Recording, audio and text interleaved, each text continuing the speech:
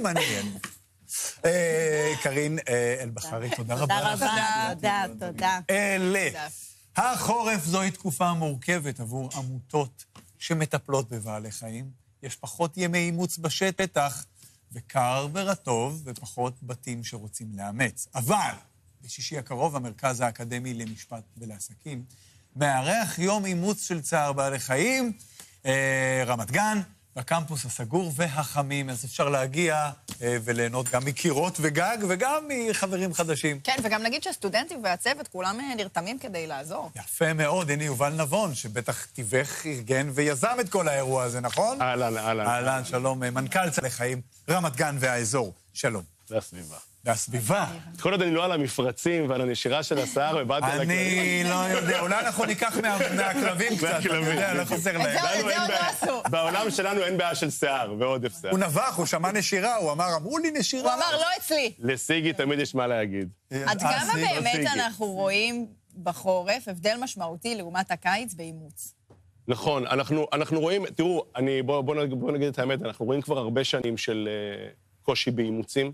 זה לא רק חורף-קיץ, אבל גם חורף-קיץ. אנשים מכוונים את זה יותר בקיץ, אני מטייל, הולך עם הכלב לים, מטייל איתו ברחוב, אני מאמץ יותר, אבל לצערנו באמת המצב של האימוצים במדינה הולך ויורד בעשרות אחוזים משנה לשנה. איך אתה מסביר את זה? כי כן, גם הקורונה וגם המלחמה בשלב מסוים השפיעו לחיוב. נכון. ואז לשלילה. רצו נכון, לחבק. וזה מאוד חשוב מה שאת אומרת, כי צריך להבין שכשאנחנו למשל במדיניות האימוץ שלנו בודקים ממשפחה מתאים לה לאמץ כלב, אנחנו בודקים איך היא חיה בשגרה. וברגע שהקורונה היא בעצם לא הייתה שגרה, וגם המלחמה היא לא שגרה, היא מאוד מרגשת, יצרה הרבה מאוד בתים חדשים לכלבים, אבל בסופו של דבר, ברגע שאתה חוזר לשגרה, אתה צריך לראות אם אתה יכול לגדל כלב. ולצערנו, כמה שהיה חיובי בכמות האימוצים במלחמה, ובטח בתקופת הקורונה, אחרי הקורונה הייתה נטישה מטורפת של כלבים, כי אנשים פתאום חזרו לשגרה, ואז אין להם זמן, ואז הם לא 8 שעות בבית, ובגלל זה נורא נורא נורא חשוב להבין מה זה לגדל כלב, וכמה מחויבות יש לנו. זה לא תחביב, זה לא צעצוע, וזה לא תחביב, זה הרבה מאוד אחריות, שאנחנו באים אלינו לאמץ, מגיעים כל המשפחה, אנחנו לא יכולים לקבל משפט כמו, הילדים רוצים כלב, הילדים רוצים, ומה איתכם בתור מבוגרים? הילדים הולכים לצבא, הילדים יש להם צופים, גם בתור ילדים, בדרך כלל המבוגר מטפל רוב הזמן. לי אישית יש בבית 5 כלבים ו5 חתולים, והילדים חלק מהעניין, אבל האחריות היא בסופו של דבר עליי ועל אשתי. אני מטייל עם כולם. תראה, החתולים דואגים לעצמם רוב הזמן, זה הכלבים צריך לדאוג להם, וזה נורא נורא נורא חשוב. זאת אומרת, אנחנו אומרים, יותר ממה שאנחנו רוצים שכלב ימצא בית, אנחנו רוצים שימצא בית טוב. גם בדרך כלל אנשים רוצים, נכון, אנשים רוצים לאמץ גורים, שזאת גם בעיה, כי יש המון כלבים בוגרים מדהימים. הנה, סיגי שרוצה לבוא אליך. סיגי בת 1.5 שנה, אבל את אומרת כלבים בוגרים, יש פה את טוני, אני לא יודע אם רואים אותו, הוא פה מתחת ל... הוא נחבא אל... רגע, טוני זה הג'ינג'י? הנה, כן, טומי עם הנמשים. זה חמוד. תראו את הדבר הזה, אין יופי. בן כמה הוא? מי פה? תסתכל. בן כמה הוא? טוני בן 10. וואו. טוני בן 10, וטוני ננטש מבית, והוא צריך למצוא לו חיים חדשים. ואני, את יודעת, אמרת נכון, כולם מחפשים גורים, כלבים קטנים. אני אומר, חבר'ה, יש לנו משפט שאנחנו אומרים קודם כל הם. מה עם הכלבים המבוגרים? מה עם הכלבים שמגיע אליהם את ההזדמנות השנייה לחיים הרבה יותר טובים? שוב אני אקח את הבית שלי, יש 5 כלבים, כולם מעל גיל 10. זאת אומרת, צריך בסופו של דבר לזכור שיש פה כלבים מדהימים שמגיע אליהם בית, הם לרוב נורא רגועים. ומאוד חמים, וזה אימוץ כל כך מרגש, אז הם לא יכולים להישאר שקופים. הולכים הרוב על הגורים בטח. הולכים על הגורים, ויש לכם כלבים קטנים, ולא רוצים מעל גובה בערך. אתה יודע, תמיד אני אומר, אתה יודע מה ההבדל בין כלב של 30 קילו ל-10 קילו? עוד משבצת על הרצפה, או עוד כרית על הספה. זה באמת לא... בבית דירה זה קצת קטן. אני חושב, תראה, לא, בסופו של דבר, כל כלב צריך לטייל, 2-3 לפחות, צריך הרגלה לאנשים, צריך לטייל ברחוב, צריך להריח, צריך לחוות. זה גם אם בן אדם לוקח מאמץ כלב קטן של 5 קילו בדירה או בבית פרטי, הכלב הזה צריך עדיין לטייל ולהיות איתו. נכון. ויש היום אילופים מקסימים ואילופים חיוביים, אפשר ללכת עם כלב, הגודל לא אמור להשפיע, ותמיד אני אומר, בסופו של דבר, יש כלבים שקודם כל צריך לאמץ אותם, לא לקנות כלבים ולא לעודד מחירה של כלבים, כי התעשיות האלה מביאות לדברים נוראים, ויש לנו הרבה מאוד כלבים שמגיעים מהחרמות. מה זאת אומרת נוראים? מה אדם שקנה פודל קטן לילדיו לא יודע? תראה, לצערנו, אגב, דיברנו על הקורונה, בתקופת הקורונה הרבה מאוד רצו כלבים, הרבה מאוד רצו כלבים קטנים, לא משירים, היפו-אלרגנים, וברגע שיש היצע, עצוב להגיד, יש ביקוש מאוד גדול, יש גם היצע מאוד גדול.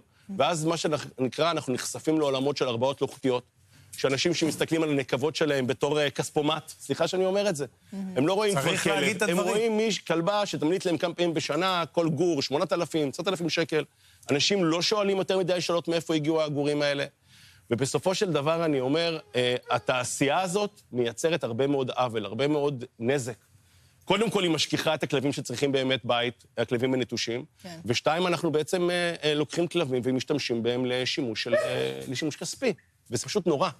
הרבה מאוד כלבים שאנחנו לוקחים מהסגרים, מגיעים גם מהחרמות של זיווגים לא חוקיים, מתנאים מזעזעים. איפה יום האימוץ? מתי? כמה? למה? יום האימוץ הוא ביום שישי. במכללה, במרכז האקדמי למשפט ולעסקים ברמת גן, בן גוריון 26, 9 בבוקר עד 1 בצהריים. כל הכלבים, יש לנו שם מעל 20 כלבים, מקסימים, כמו שאתם רואים. לא, אין מתיקות כזאת. אין מתיקות כזאת, תראו את הדבר הזה. ואני אומר, מי שיכול לזכות... שהוא גם מחפש בית, כן? מה? הוא גם מחפש בית. בוודאי שדרוני מחפש בית, הוא מחפש בית מדהים, כלב בן 10, יפהפה, אופי מדהים, הוא גם יהיה כמובן ביום האימוץ, ויהיה איתו עוד הרבה מאוד כלבים אחרים, קפה, חנייה חינם, כיבוד, הפנינג. איפה הורו עם הנמשים? אני שומע אותם כבר צועקים לך. איפה אני הורו עם רוצה הנמשים? לספר לך על סרטון ויראלי שראיתי באינסטגרם, אולי רעיון בשבילכם לפעם הבאה, שמכניסים בחדר את כל האנשים שרוצים לאמץ, אולי להירשם מראש, כדי שתדעו שיש מספר מסוים, כולם נכנסים לחדר, ואז מכניסים כלב, אחד, כאילו כלב, והכלב פשוט רץ למי שהוא רוצה שיאמץ אותו. זה היה כל כך מרגש, האנשים התרגשו שהכלב בחר בהם. זה סרטון, אני אמצא אותו, אני אשלח לך משהו. החיבור הזה הוא מאוד מאוד מאוד מאוד חשוב. עוד דבר מאוד מאוד חשוב, כל מי שבאמת רוצה לבוא ולאמץ, להגיע בהרכב משפחתי מלא, אנחנו רוצים לדעת שכל המשפחה בעניין, שאין ילדים שמפחדים, שהאישה אולי יותר רוצה והבעל פחות, אנחנו רוצים להבין שהכלב יזכה לבית לכל החיים. אתה לא נותן לכל אחד, זה מה שאתה אומר. ממש לא. מגיעים, עושים ראיון, ממלאים שאלון של 7 עמודים, אנחנו רוצים להבין שהכלב זוכה בבית שהוא ראוי לו. זה לא שלח ושכח, ממש לא. אנחנו מחויבים לכלבים שלנו עוד יומם האחרון. גם בן אדם שאימץ ממני כלב, ומסיבה כזו או אחרת, גם אחרי 10 שנים ירצה להחזיר אותו, הוא מחויב להחזיר אותו אליי.